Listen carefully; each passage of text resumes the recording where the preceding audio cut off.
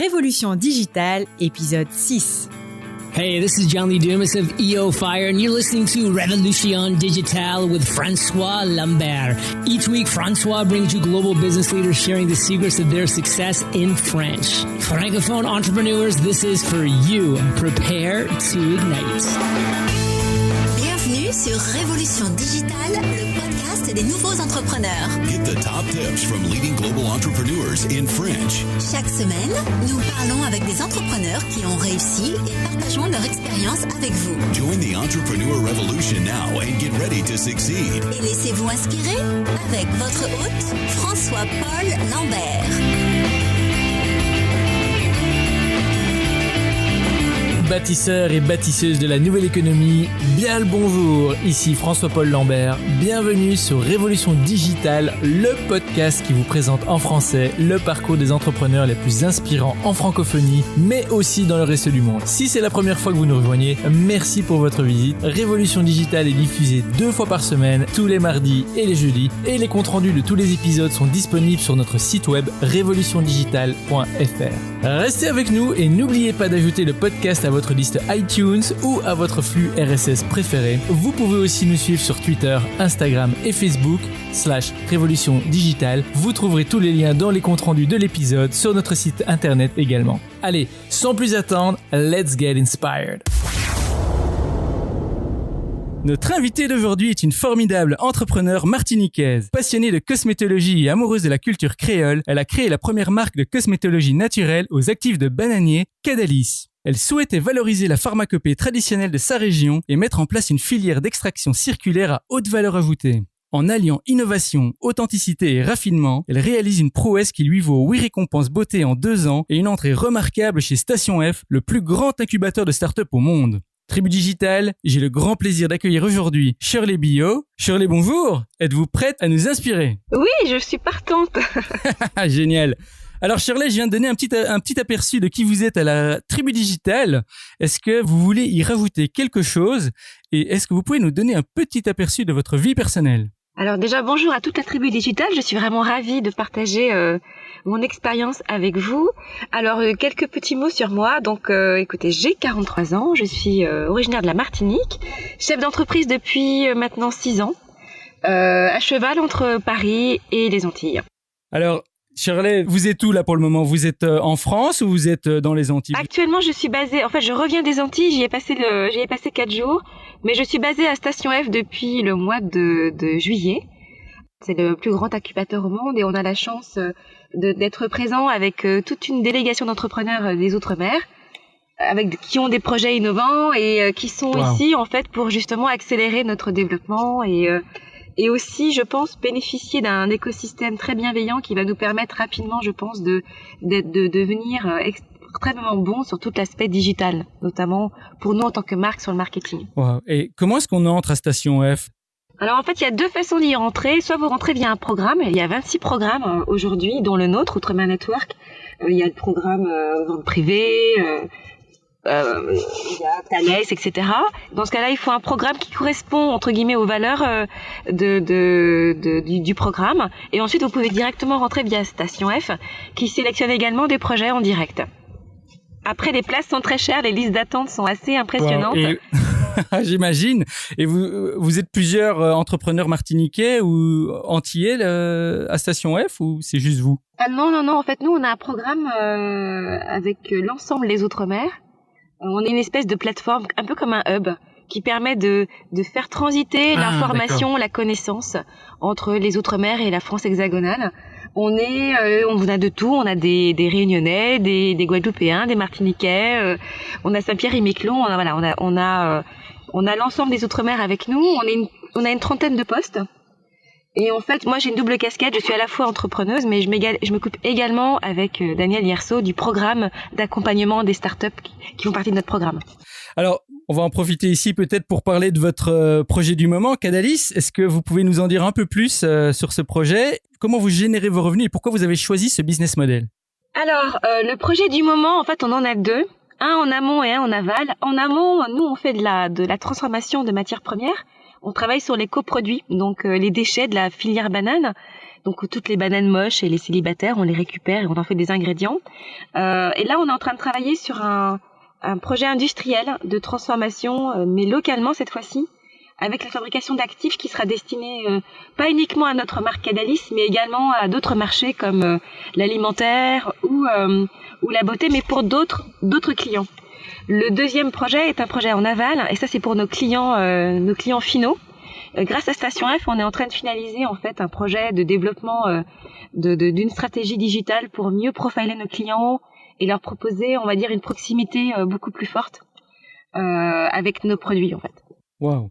Et donc vous avez des brevets, vous êtes à la pointe de l'innovation avec tous ces projets, mais comment l'idée d'utiliser la banane vous est venue?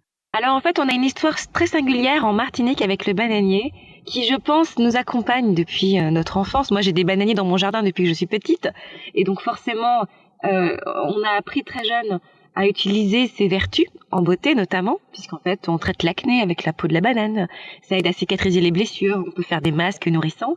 Et il se trouve qu'il y a quelques années, je suis tombée sur une étude scientifique que j'ai trouvée très intéressante sur la composition de la partie grasse du bananier. Et j'ai eu un peu comme une révélation. Je me suis dit, mais tiens, c'est pour ça en fait qu'on a tels effets dans la médecine traditionnelle. Et partant de là, j'ai vraiment de belles opportunités. J'ai rencontré le président de la filière banane et le président du CIRAL, qui est un centre de recherche public spécialisé dans les fruits tropicaux. Et tous les deux ont décidé de suivre cette idée un peu folle de transformer les déchets en ingrédients cosmétiques. Et à l'issue d'un programme de recherche où on a fait une thèse, on a déposé 3 brevets en 5 ans. Et donc vous avez une gamme de produits qui est plutôt orientée pour les femmes, de ce que j'ai vu. Et je suis obligé de vous demander, est-ce que vous envisagez de développer une ligne pour les hommes? Parce que franchement, moi, ça m'intéresse. Hein. Alors, dans notre nouvelle communication, notre nouveau site sortira dans 2 semaines, on communiquera aussi plus vis-à-vis des hommes. En fait, on a déjà une clientèle masculine qui utilise nos huiles, comme après rasage notamment, et toutes nos textures très légères comme nos sérums ou nos gelées, comme hydratants pour la journée. Mais nous avons une clientèle masculine quand même relativement importante. Je pense que 30% de nos consommateurs sont des hommes, ce qui est quand même pas mal pour une marque de cosmétiques. Et je pense qu'à l'avenir, on développera des produits plus spécifiques, notamment sur le rasage, le soin de la barbe. Je pense que vous allez avoir un client supplémentaire. Hein. Où est-ce qu'on peut trouver vos produits? On peut les acheter sur Internet ou c'est exclusivement dans des réseaux retail ou... Alors en fait, nous vendons sur notre site internet, cadalis.com. Et puis en fait, nos réseaux, en fait, ça dépend des pays. On est principalement distribué en Asie. Là, on est plutôt en réseau grand magasin, à côté de marques prestigieuses comme Dior, Burberry, etc. Et en France et en Europe, on est plus présent en pharmacie. Tribu Digital, gardons ça en tête pour le moment. C'est un beau business model. Nous allons maintenant explorer un peu votre parcours, Shirley, votre aventure en tant qu'entrepreneur. Commençons alors par cette question. Nous l'appelons l'appel à l'aventure. Quand avez-vous su au fond de vous que vous vouliez devenir entrepreneur? Et si vous ne vous êtes pas lancé tout de suite, qu'est-ce qui vous a retenu? Alors en fait, quand j'ai eu cette idée, j'ai eu la chance d'être incubée pendant 1 an au sein de la filière banane, qui est très bien structurée. Et pendant 1 an, j'ai développé, entre guillemets, une étude de faisabilité pour savoir si économiquement et si scientifiquement, il y avait des molécules d'intérêt et si on pouvait les extraire de façon viable économiquement. Et aussi, est-ce qu'il y avait un marché pour la cosmétique autour des ingrédients issus du bananier. Et à l'issue de l'année, en fait, on a fait un point avec le président de la filière et il m'a dit, Shirley, maintenant, qu'est-ce que tu veux faire? Soit tu continues de t'occuper de projets innovants chez nous, soit tu crées ta boîte et tu te lances. Et là, c'est posé la question de, est-ce que je reste dans le confort à développer d'autres projets innovants ou est-ce que je me lance sur cette voie qui, depuis 1 an, m'obsède complètement? Et je me suis dit, bon, allez, j'ai encore le temps de prendre un risque. Et j'avais vraiment, vraiment envie de le faire. J'avais vraiment envie de faire quelque chose qui avait du sens, je pense. C'était plus ça. Et c'était un peu comme mon bébé, je voulais le voir grandir. Et je me suis dit, bon, allez, je me lance, on va essayer. Tribu Digital, parfois, se lancer comme entrepreneur, c'est quelque chose qui fait peur. Ça peut être un risque, mais si vous le sentez vraiment au fond de vous, allez-y. Voyez ce que ça peut donner. Alors maintenant, Shirley, parlez-nous un peu de votre pire moment en tant qu'entrepreneur. On parle souvent de l'échec chez les entrepreneurs, mais dans certaines cultures, l'échec est vu comme un vecteur de la réussite. On ne compte même plus les citations sur l'échec et son influence sur le succès. Alors, est-ce que vous êtes d'accord avec ça? Et racontez-nous quel a été votre pire moment en tant qu'entrepreneur. Je pense que dans la vie d'une entreprise, il y a des moments difficiles, je pense régulièrement. À chaque fois qu'on passe une étape, on a l'impression c'était la pire, mais il y en a toujours une autre. Je pense que la différence, c'est qu'avec le temps, on a une espèce de capacité de résilience qui se renforce et on encaisse les coups, je pense, de mieux en mieux. Et je pense que peut-être que parfois je vis des moments pires maintenant que j'en ai vécu il y a quelques années. Mais il y a quelques années, pour moi, les problèmes étaient insurmontables et je voyais tout en noir. Donc des moments difficiles, honnêtement, je pense qu'il y en a régulièrement. Je pense que dans la vie, rien n'est sûr, rien n'est assuré. Et il y a constamment des épreuves que nous devons apprendre à passer au fur et à mesure, en essayant de rester optimiste, en essayant de rester très calme. Mais on va dire que hier encore, j'ai vécu un moment très difficile d'incompréhension avec un de mes fournisseurs qui finalement s'est bien arrangé. Mais vous m'auriez appelé hier à 14h, j'étais vraiment dans le trou. Hein. Heureusement qu'on a fait l'interview aujourd'hui alors. Oui, je pense. Mais, Tribu Digital, donc restez optimiste, restez calme. On peut toujours s'en sortir, on peut toujours surmonter un échec. Et Shirley, comment est-ce que vous approchez, vous, quand vous êtes face à un moment difficile? Donc, vous essayez de rester optimiste et calme, mais est-ce que vous avez une technique particulière pour affronter? Moi, j'ai une technique, c'est j'appelle mes proches, mes amis. En fait, j'appelle des gens bienveillants dans mon entourage, qu'ils soient professionnels ou personnels. Et je pense que on est fort avec l'autre. Et moi, honnêtement, quand j'ai un gros moment difficile, j'appelle mes avocats, mon expert comptable, un ami, entrepreneur, et je partage avec lui mon moment de doute. Et généralement, les autres ont une vision extérieure, donc avec du recul, et ça m'aide énormément à relativiser et à trouver des solutions. Mais je ne reste pas toute seule, ce que je faisais parfois avant. Maintenant, c'est fini. Dès que j'ai un souci ou une préoccupation, je me rapproche de mon écosystème pour trouver une solution.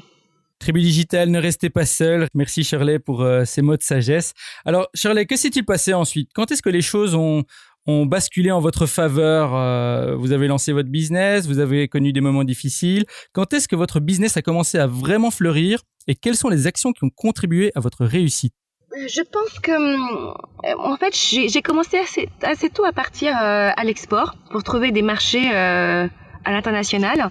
Et finalement, je pense que ce qui m'a beaucoup aidé, c'est d'avoir... en fait, j'ai fait une émission sur une chaîne française qui s'appelle France 2 et qui est diffusée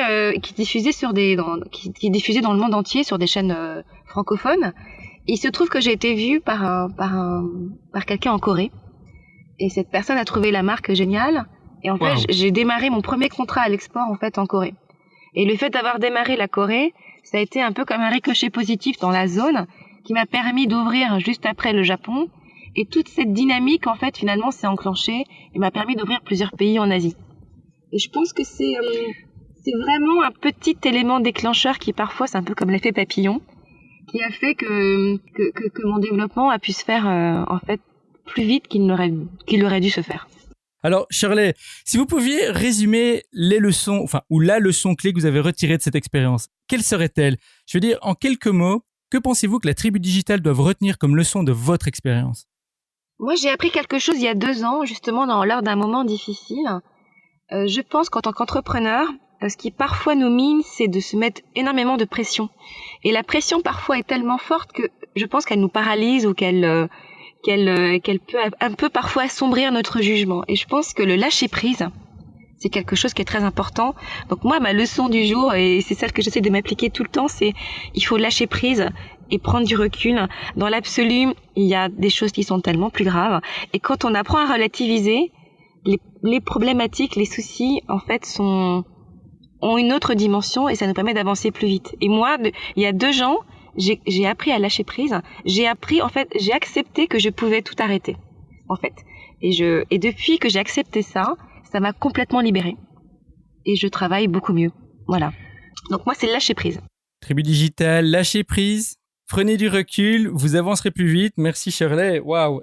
Nous sommes maintenant arrivés à la partie des questions flash. Alors ici, je vous pose une série de questions en rafale et vous me répondez en allant à l'essentiel. Vous êtes prête? Ok, j'y vais. Alors, quelle est votre définition du succès? Moi, je retiens une citation de Gustave Flaubert qui est en fait le succès, c'est une conséquence, c'est pas un but. Enfin, le succès est une conséquence et non un but. Pour moi, le succès. Moi, je vois pas le succès. Moi, c'est des étapes que je passe au fur et à mesure. Je cherche pas le succès. C'est pas un but pour moi. Si j'y arrive, tant mieux. Mais pour moi, le succès, c'est plus un équilibre entre ma famille, que j'arrive à vivre de mon travail et que j'arrive à faire vivre des collaborateurs. Voilà. Donc pour moi, le succès, c'est, je m'extasie pas, c'est pas une fin en soi. Si ça arrive, tant mieux. Ce serait inespéré et ce serait magnifique que Cadalis soit dans le monde entier, qu'on fasse vivre des centaines de collaborateurs. Voilà. Là, je serais peut-être que ce sera là le succès. À quoi ressemble votre journée type ? Alors le matin, je me réveille généralement vers 2h du matin. Je traite tous mes mails qui arrivent d'Asie pendant au moins 1 heure. Waouh. Voilà, de temps en temps, je fais une petite visioconférence et après je vais me recoucher. Je me réveille le matin, je prends mon petit déjeuner tranquillement. Et je traite l'ensemble de mes mails de France le matin et après je pars soit en rendez-vous avec des partenaires et on travaille aussi beaucoup sur notre programme de recherche pendant la journée, donc j'alterne entre du commercial, de la recherche et du marketing. Est-ce que vous dormez un petit peu entre tous ces événements ? Oui, je dors entre minuit et 2h du matin, je dors, et entre 4h et 6h. Wow, je ne sais pas comment vous faites, c'est impressionnant. J'ai la chance de pas dormir beaucoup, ça m'aide. Ça va alors. Alors, si vous deviez recommander un livre pratique, quel serait-il et pourquoi ?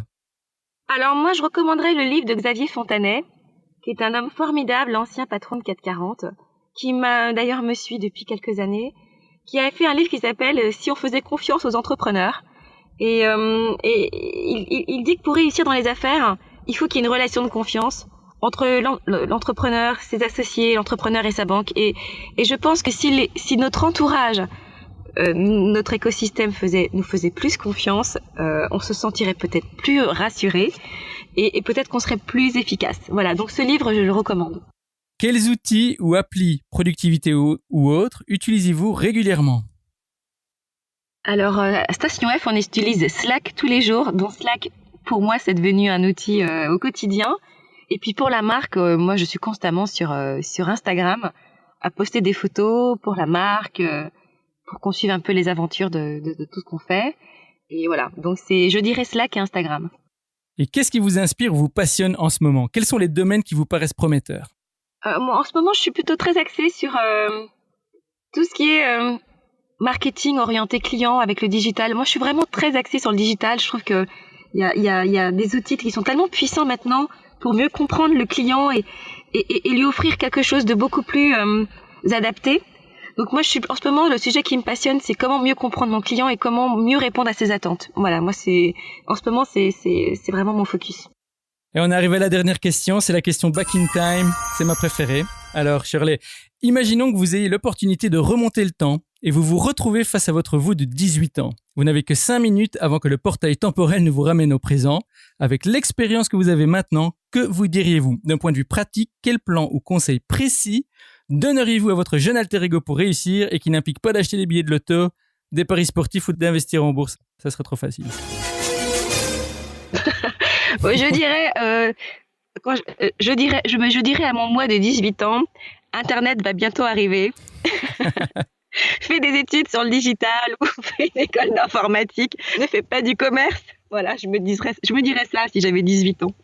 Donc, Tribu Digital, si je peux résumer ce que Shirley vient de dire ici, soyez à l'affût de la nouvelle technologie ou des nouveaux médiums qui se présentent et en restant vigilant, peut-être vous trouverez l'outil qui va vous permettre de vous développer en tant qu'entrepreneur. Est-ce que vous pensez que ça résumerait bien votre vision, Shirley, ou pas ? Complètement. Shirley, merci beaucoup. Nous sommes maintenant arrivés à la fin de l'épisode. Merci d'avoir partagé généreusement toutes ces informations avec nous. Je vous ai un peu asséné de questions et vous avez répondu du tac au tac, c'est parfait. Tribu Digital, j'espère que vous avez bien pris note. Je sais qu'il y en a parmi vous qui hésitent encore à se lancer et j'espère que l'aventure de Shirley vous inspirera à faire le grand saut. Alors, à ce titre, Shirley, pour le mot de la fin, que diriez-vous à nos auditeurs de la Tribu Digital qui hésitent encore à se lancer en tant qu'entrepreneur ou qui se sentent bloqués ? Si vous aviez un seul conseil à leur donner, quel serait-il ?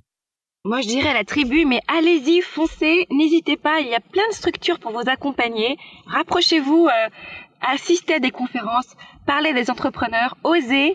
On n'a qu'une seule vie, il faut oser. Tribu Digital, allez-y, n'hésitez pas à parler à des entrepreneurs. Shirley, vraiment merci. Ce fut un plaisir et un honneur de vous avoir parmi nous aujourd'hui. Alors avant de nous quitter, dites-nous comment rester en contact avec vous sur les réseaux sociaux ou ailleurs. Et si vous avez une annonce à faire, la Tribu Digitale vous écoute. Alors, on peut rester en contact sans aucun problème sur LinkedIn, par exemple, un réseau pro qui est assez actif. Sur Instagram, sur notre Facebook Cadalis, vous nous envoyez un mail ou sur contact@cadalis.com, on vous répondra. Aussi bien sur vos questions d'entrepreneur que sur vos questions en beauté, on pourra vous donner des conseils. Moi, j'ai un message à faire passer. Écoutez, likez nos pages, suivez-nous, soyez bienveillants autour de vous. Achetez responsable. Je pense que moi, si je voulais faire passer un message, ce serait quand vous achetez un produit, pensez à ce qu'il y a derrière, l'impact sur l'environnement, l'entrepreneur qui est derrière. Donc, achetez responsable. Voilà, bonne journée à tous. Tribu Digitale, vous venez d'entendre Shirley Billot partager avec vous son expérience et ses conseils. C'est à vous de jouer maintenant. Rejoignez-nous sur revolutiondigitale.fr et tapez Shirley dans la barre de recherche. Vous aurez accès à sa page dédiée avec toutes les informations et les références dont nous avons parlé aujourd'hui. Et bien sûr, n'oubliez pas de visiter la page de Shirley sur cadalis.com et de la suivre sur ses réseaux sociaux, LinkedIn, Instagram, Facebook. Likez ses pages et surtout achetez responsable. Shirley, merci encore d'avoir partagé votre aventure avec la Tribu Digitale. Au revoir et je vous retrouve en backstage. Hey Tribu Digitale, merci de nous avoir écoutés aujourd'hui. J'espère que vous avez aimé notre entrevue avec Shirley. Venez continuer la discussion avec nous sur Twitter, Instagram, @RevoDigital et Facebook /Révolution Digitale. On vous y attend. N'oubliez pas non plus d'ajouter le podcast à votre liste iTunes ou abonnez-vous directement sur notre site web pour être notifié des prochains épisodes. Vous êtes la Tribu Digitale et souvenez-vous, tout semble toujours impossible jusqu'à ce que ce soit fait. Thank you for listening to our guest stories this week. Merci et n'oubliez pas de vous inscrire à notre newsletter pour encore plus de conseils qui vous aident à réussir. We hope you're inspired and ready to move forward with your entrepreneurial dream. À bientôt pour un prochain épisode de Révolution Digitale. Stay inspired!